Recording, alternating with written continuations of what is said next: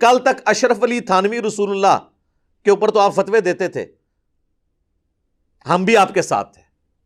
اب چشتی رسول اللہ نکلا ہے حشت بہشت کے اندر، تو اس پہ وہی فتویٰ چاہیے. آپ ہی ہمیں بتایا کرتے تھے کہ با خدا دیوانہ باش با محمد ہوشیار، کہ دیوانگی صرف اللہ کے لیے ہو سکتی ہے. محمد رسول اللہ کے لیے دیوانگی کرو گے تو بیڑا غرق ہو جائے گا اگر کوئی گستاخانہ الفاظ نکل گئے. اسی لیے یہ لوگ ان الحق کی بھی تعویل کر لیتے تھے کہ وہ تو خدا کی ذات میں فنا ہے، اور بڑا فخریہ بتایا کرتے تھے کہ ان الحق اس نے کہا تھا منصور الحاج نے. اگر وہ کہتا نا انا محمد تو ہم اس کی بات کی تعویل بھی نہ کرتے، اسے گستاخ ڈکلیئر کرتے. تو میں نے کہا سر پھر یہ مسئلہ آپ کو دکھا دیتے ہیں ہم. تذکرۃ الاولیاء میں شیخ فرید الدین عطار المتوفی 627 ہجری، جو عربی میں کتاب لکھی گئی، پوری دنیا میں تصوف پہ اولیاء اللہ کے جو حالات زندگی ہیں، جس کو تصوف کے ہاں جن کو اولیاء اللہ مانا جاتا ہے، اس پہ اس سے اتھینٹک بک نہیں ہے. بریلوی دیوبندی دونوں چھاپ رہے ہیں. فضائل سنت میں بھی دعوت اسلامی کے اس کے حوالے موجود ہیں، اور تبلیغی جماعت کی فضائل اعمال اور فضائل صدقات میں بھی موجود ہیں. وہ ایک سمجھ لیں ایک بنیادی کتابوں میں سے ہے، بزرگوں کے حالات زندگی. اس میں نے کہا تھا کہ بایزید بسطامی کا آپ چیپٹر کھول کے پڑھ لیں. بایزید بسطامی المتوفی 261 ہجری، ایک تو ان کی معراج کے اوپر چیپٹر باندھا گیا جس میں انہوں نے کہا کہ میں نے چشم یقین سے اللہ کا مشاہدہ کیا. معراج یعنی معراج تو ہم نبی علیہ السلام کے لیے مانتے ہیں اور کسی اور نبی کے لیے بھی نہیں مانتے، انہوں نے ان کے بارے میں کلیم کی. اور پھر اس کے بعد کرتے کرتے اس چیپٹر کا جب کنکلوژن آتا ہے نا، اس کے اینڈ پہ وہ کہتے ہیں کہ جی جب ان سے سوال پوچھا گیا، سوال پوچھنے والے پتہ نہیں کیڑا بٹ سی، وہ کہتے ہیں جی دسو قیامت والے دن جو انسانیت ہے کس کے جھنڈے کے نیچے ہوگی؟ تو وہ کہنے لگے میرے جھنڈے کے نیچے. بایزید بسطامی کہنے لگے، اور اس نے کہا کہ میں قسمیاں کہتا ہوں کہ محمد اور تمام انبیاء، تمام اولین اور آخرین میرے جھنڈے کے نیچے ہوں گے. نعوذ باللہ. یہ بایزید بسطامی کی طرف منسوب ہے. ہم بزرگوں کے بارے میں ایک ٹن حسن ظن رکھ لیتے ہیں کہ انہوں نے نہیں کہا ہوگا، اور جو لکھنے والے ہیں وہ خود بزرگ ہیں، شاید انہوں نے بھی نہ لکھا ہو، بعد میں کتابوں میں کسی نے ڈال لیا ہو. تو پرنٹنگ بند کرو نا کتاباں دی. منطقی انجام تو یہ ہے نا. اور پھر وہ کہتے ہیں کہ اس سے بھی آگے جا کے کہتے ہیں لوائی اعظم من لوائی محمد، میرا جھنڈا محمد کے جھنڈے سے بھی بڑا ہوگا. وَلِعَوْذُ بِاللَّهِ تَعَالَى نَعُوذُ بِاللَّهِ مِن ذَلِكَ.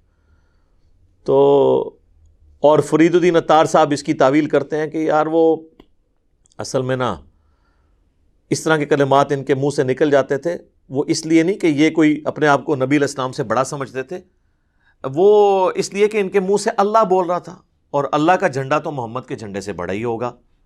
یہ دیکھیں تعویل کتنی بڑی. بھائی قیامت والے دن تو جھنڈا ہونا ہی ایک ہے. بخاری اور مسلم دونوں میں حدیث شفاعت کھول کے دیکھ لیں. نبی علیہ السلام نے فرمایا کہ میں اولین اور آخرین کا سردار اور خطیب ہوں اللہ کی بارگاہ میں. قیامت والے دن میرے ذریعے شفاعت کا دروازہ کھلے گا. سب سے پہلے صحیح مسلم میں آتا ہے کہ سب سے پہلے میں قبر سے نکالا جاؤں گا، سب سے پہلے میں شفاعت کروں گا، اور سب سے پہلے میری شفاعت قبول کی جائے گی. اور صحیح مسلم میں ایک اور حدیث ہے کہ قیامت والے دن سب سے پہلے میں جنت کے دروازے پہ جاؤں گا اور دستک دوں گا، اور پوچھنے والا پوچھے گا تو میں بتاؤں گا کہ محمد ہوں میں صلی اللہ علیہ وآلہ وسلم. تو مجھے وہ داروغہ جنت کہے گا کہ مجھے حکم بھی یہی تھا کہ میں آپ کے نام کے سوا کسی اور کے نام کے اوپر دروازہ نہ کھولوں. صلاۃ بر محمد و آل محمد، اللہم صلی علی محمد و علی آل محمد.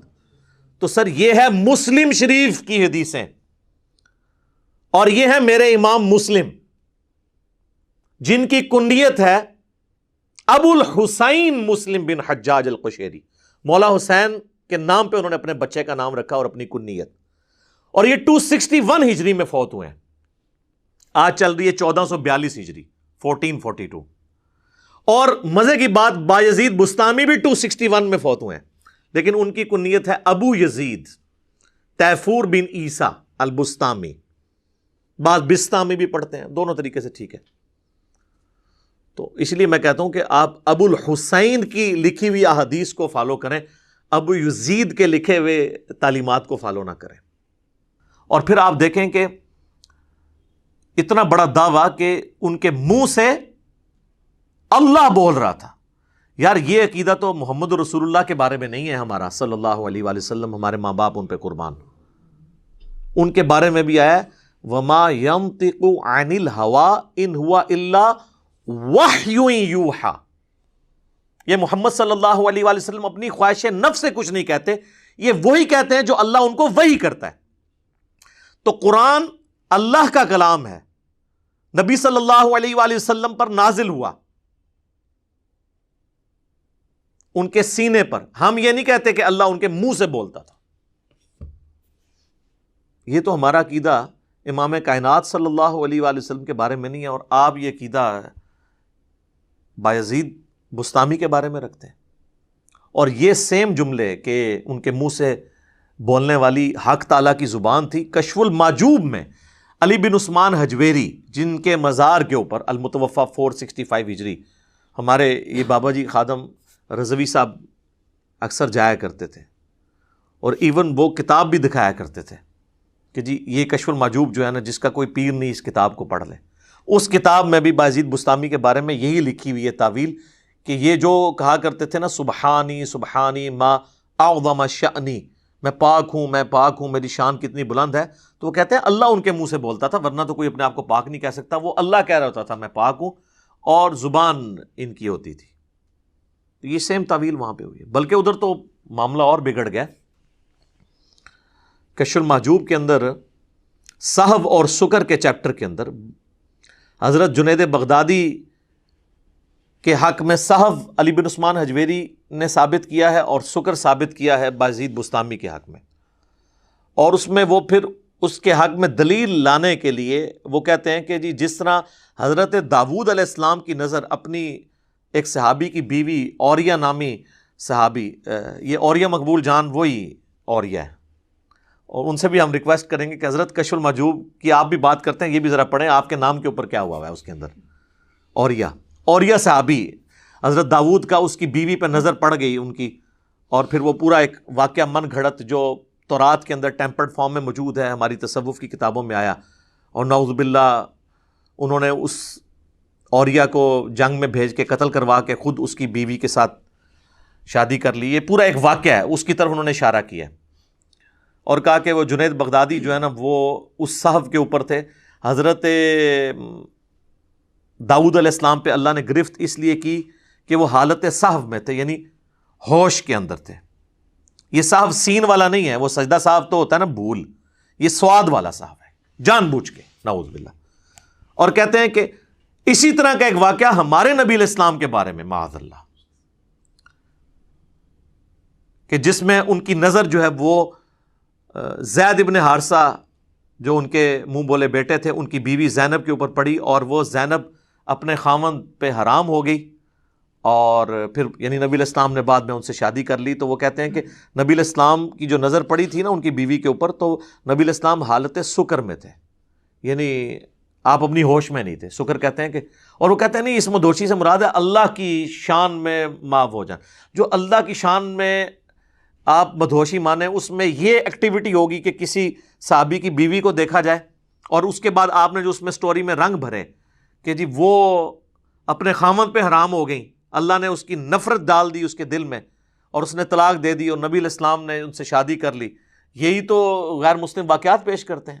ایون پیر کرم شاہ صاحب الازہری جنہوں نے کشف المحجوب کا مقدمہ لکھا ہے، انہوں نے اتنی تعریف کی ہے اس کتاب کی، لیکن انہوں نے اس واقعے میں جو گڑبڑ ہوئی ہے وہ اس کو ہائی لائٹ نہیں کیا، اور الٹا انہوں نے ضیاء القرآن پبلیکیشن نے جو ان کی ضیاء القرآن تفسیر شائع کی ہے، اس میں انہوں نے سورۃ الاحزاب کی ان آیات کے کانٹیکسٹ میں لکھا ہے کہ یہ غیر مسلموں کی سازش ہے۔ اسلامی کتابوں کے اندر یہ واقعہ جو آیا ہے سیدہ زینب کا، اور کشف المحجوب میں وہ واقعہ آیا ہوا ہے،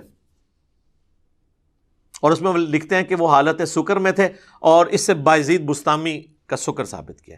بایزید بسطامی کا سکر ثابت کرتے کرتے نبی علیہ السلام کو سکر میں شامل کرتی، یا پیغمبر نہیں سکر میں جاتے۔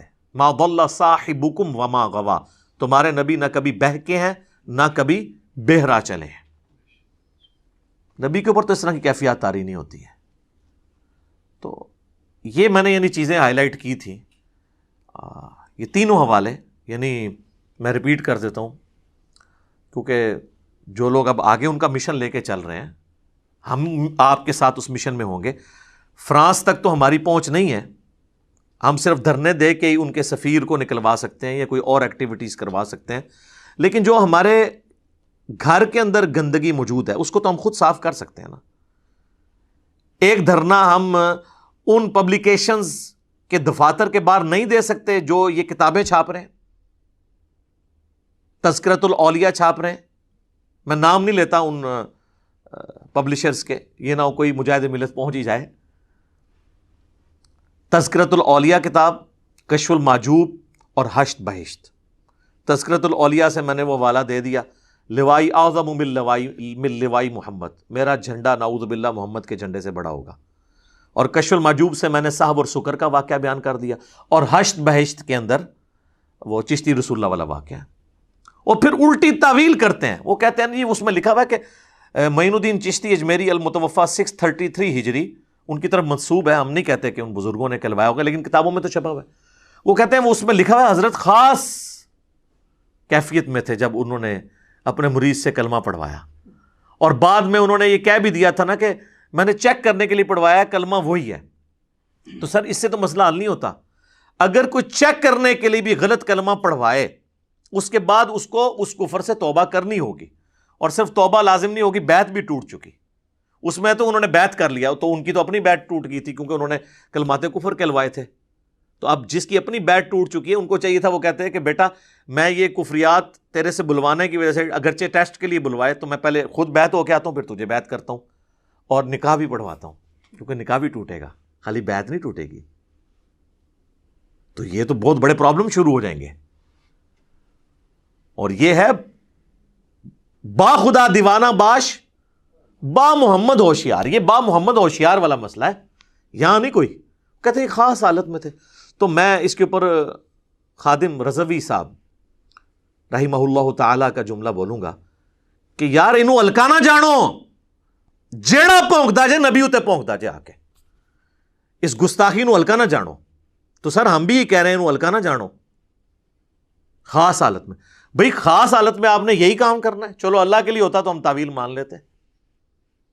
اور وہ جو مسلم شریف کی ایک حدیث بڑی ڈھونڈ ڈھانڈ کے لے آتے ہیں, وہ جو ایک توبہ کرنے والے کا واقعہ ہے کہ اللہ کے محبوب صلی اللہ علیہ وآلہ وسلم نے مثال بیان کی اس شخص کی جو گناہ کرنے کے بعد اللہ کی طرف واپس آ جاتا ہے, اور اللہ کو کتنی خوشی ہوتی ہے کہ جس طرح کوئی شخص کسی ریگستان کے سفر میں ہو اور اس کا سارا ساز و سامان اونٹ پہ لدا ہوا ہو, اور اچانک وہ تھوڑی دیر کے لیے اس کی آنکھ لگے اور اٹھے تو وہ اونٹ ساز و سامان سمیت غائب. اب اسے اپنی موت سامنے نظر آ رہی ہے کہ یہاں تو نہ پانی نہ کھانا نہ پینا. اسی پریشانی کے عالم میں وہ دوبارہ موت کا انتظار کرنا شروع کر دے لیٹ کے, اور اس کا اونٹ سامنے آ جائے تو اسے اتنی خوشی ہو کہ اس کے زبان سے یہ کلمات نکل جائیں کہ اے اللہ تو میرا بندہ میں تیرا رب. حالانکہ وہ کہنا یہ چاہ رہا ہے کہ اے اللہ میں تیرا بندہ تو میرا رب. تو اس میں آگے الفاظ ہیں من شدت الفرح, اس خوشی کی وجہ سے, شدت کی وجہ سے. تو وہ کہتے ہیں جی یہ دیکھ لینا جی, تو بزرگ خاص حالت میں ہو تو ان سے بھی اگر نکل جائے تو یہ تو نبی علیہ السلام کے بارے میں تو نہیں ہے, یہ تو اللہ کے بارے میں ہے. اور زبان ایک ہی دفعہ لڑکھڑائی ہے, اس نے یہ نہیں کہا کہ کسی سے پڑھوایا ہو یا انٹینشنلی پوری حاضر دماغی کے ساتھ سارا کچھ کیا ہو. ایک واقعہ ہوا ختم, اور اس میں الفاظ ہے نبی علیہ السلام نے کہا کہ غلط الفاظ اس سے نکل گئے خوشی کی وجہ سے, اور رسول اللہ کے بارے میں پھر بھی نہیں تھے. یہاں تعویل آپ کی نہیں مانی جائے گی, بات وہیں رہے گی با خدا دیوانہ باش با محمد ہوشیار صلی اللہ علیہ وآلہ وسلم. صلاۃ بر محمد و آل محمد, اللہم صلی علی محمد و علی آل محمد. اب بعض لوگ سوچ رہے ہوں گے کہ خادم رضوی صاحب کی ڈیتھ کے اوپر اس طرح کی باتوں کو دوبارہ کرنا کیا ضروری تھا؟ جی اس لیے ضروری تھا کہ یہ ہم ویڈیو خادم حسین رضوی صاحب کے مشن کو آگے بڑھانے کے لیے تو ریکارڈ کروا رہے ہیں. وہی کہہ رہے تھے نا گستاخوں کے خلاف یعنی ہماری ٹالرنس نہیں ہونی چاہیے. تو ہم بھی تو بتا رہے ہیں کہ گستاخ تو آپ کی اپنی صفوں میں چھپے ہوئے ہیں, تو سب سے پہلے ان کو تو تلاش کرنا آسان ہے, باقیوں پہ تو آپ بعد میں ہاتھ ڈالیں. جو آپ کے اپنے اختیار میں ان کے اوپر تو آپ کر سکتے ہیں نا, ان کی پرنٹنگ رکوا سکتے ہیں نا ان کتابوں کی, تو وہ تو آپ کے اپنے ہاتھ میں ہیں, وہ کروائیں. فرانس تک تو ہم پہنچنے سے رہے, یہاں پہ ہم پروٹیسٹ ہی صرف ریکارڈ کروا سکتے ہیں نا, یہ تو ہمارے اپنے ہاتھ کے اندر ہم یہ کروائیں. تو یہ ان کی ڈیتھ کے اوپر, انہی کے مشن کے اوپر بات ہو رہی ہے, یہ ذہن میں رکھیے. یہ ساری باتیں میں یعنی اس موقع کے اوپر اس لیے ضروری سمجھ رہا تھا, مجھے پتا ہے کہ یہ کلپ کئی لوگ دیکھیں گے تو ہمارا درد بھی ان تک پہنچے کہ خادم رضوی صاحب کے مشن کو آپ آگے لے کے چلیں. ان کا جو مشن ہے اس حوالے سے ان کے اپنے ماننے والے تو کم از کم لے کے چلیں کہ اپنے گھر کی تو صفائی کریں.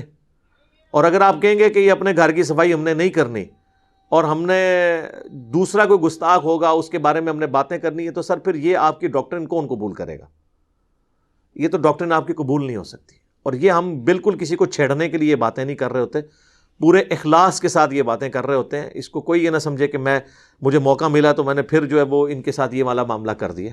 ایسا نہیں ہے, بلکہ بعض اوقات انسان جاگ اٹھتا ہے جب اسے چیزیں ہائی لائٹ کی جاتی ہیں کسی خاص غم کی کیفیت کے اندر, بعض اوقات کوئی بات کلک کر جاتی ہے تو ہم جو ہے وہ خادم رضوی صاحب کے لیے دعائے مغفرت بھی کرتے ہیں. اللہ تعالیٰ انہیں بخش دے, ان کے نیک کاموں کا اجر دے, ان کی برائیوں سے درگزر فرمائے اور ان کے لواحقین کو صبر دے اور اس صبر پہ اجر عظیم عطا فرمائے. اور جو پیچھے لوگ بچے ہیں ان کو پازیٹیولی چیزیں آگے لے کے چلنے کی توفیق عطا فرمائے. باقی جہاں جہاں ان سے کچھ چیزیں مس ہینڈل ہوئی ہیں جو میں نے وقتاً فوقتاً ہائی لائٹ کی ہیں, آج کی ویڈیو میں بھی ہائی لائٹ کر دی ہیں, وہ چیزیں وہ ریمیڈی کرنی چاہیے.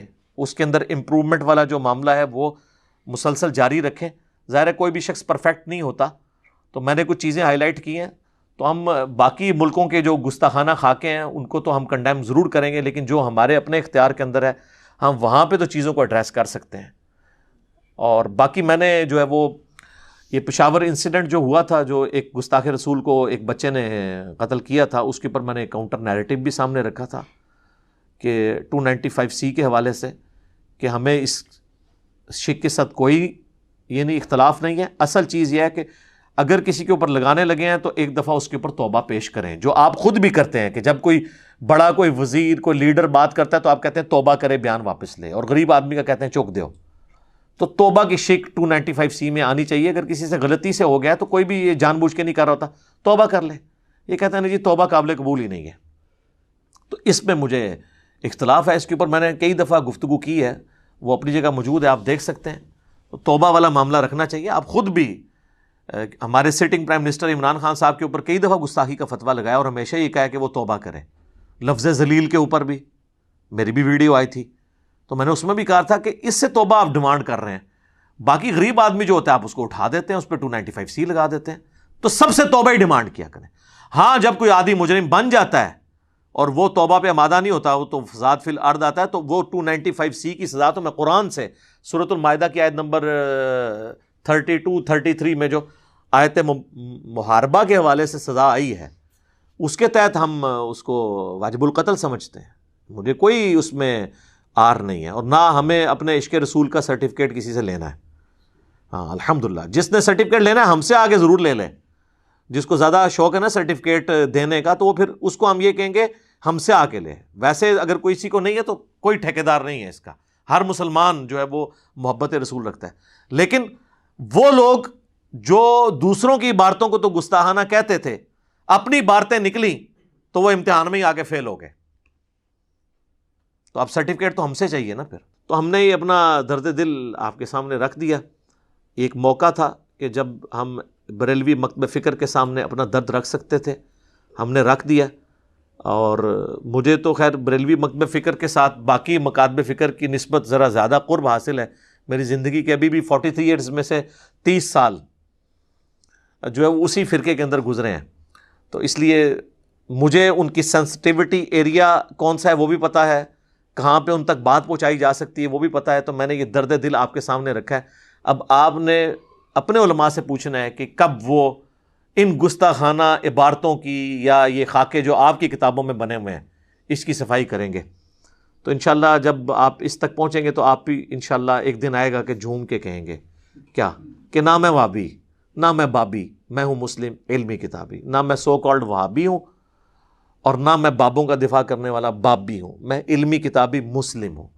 اور اسی پہ میرا فخر ہے کہ میں مسلمان ہوں الحمدللہ. اور یہی دیکھیں ہم نے اس کو پریکٹیکلی ثابت کیا ہے. یہ واحد پلیٹ فارم ہے 1 روپے کا چندہ نہیں کسی سے لیتے, کوئی مسجد لادہ نہیں بنائی ہے, سب کے پیچھے نمازیں پڑھتے ہیں, کوئی مدرسہ لادہ نہیں بنایا, کسی کی تکفیر نہیں کرتے, الٹا ان کے لیے دعائے مغفرت کرتے ہیں, اور باقیوں کو بھی کہتے ہیں ان کے پیچھے نمازیں بھی پڑھو. لیکن یہ ایک دوسرے کے ساتھ کیا کرتے ہیں, وہ آپ کے سامنے اور توریہ کر کر کے, دھوکے دے دے کے, پبلک گیدرنگ میں اور واٹس ایپ گروپس کے اندر کچھ اور, ویڈیوز کے اندر اور. اب یہ دیکھ لیں وہ لاہور کے مولانا کوئی ویڈیو میں آگے وہ کہہ رہا ہے کہ نہیں جی وہ ویڈیو ایڈٹ ہوئی ہے ان کی, وہ اذان والے مسئلے کے اوپر, اور واٹس ایپ گروپ میں کیا کہہ رہا ہے کہ جی اس نے یہ اس لیے بات کی ہے کہ وہ اس کو غصہ تھا ہمارے اوپر.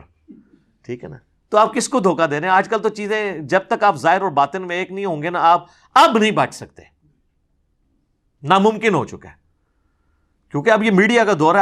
آپ کی کوئی بھی چھپی ہوئی چیز ہے وہ سامنے آ جائے گی, ویڈیو کی فارم میں آ جائے گی, آپ جو مرضی کر لیں. تو چند ایک گزارشات تھی, میں نے یہ آپ کے سامنے رکھ دی. اللہ تعالیٰ سے دعا ہے جو حق بات میں نے کہی اللہ تعالیٰ ہمارے دلوں میں راسخ فرمائے. اگر جذبات میں میرے منہ سے کوئی غلط بات نکل گئی تو اللہ تعالیٰ ہمارے دلوں سے ہی معاف کر دے, ہمیں معاف بھی فرما دے, ہمیں کتاب و سنت کی تعلیمات پر عمل کر کے دوسرے بھائیوں تک پہنچانے کی توفیق عطا فرمائے. سبحانک اللہم و بحمدک اشہد ان لا الہ الا انت استغفرک و اتوب الیک وما علینا الا البلاغ المبین. جزاکم اللہ خیرا.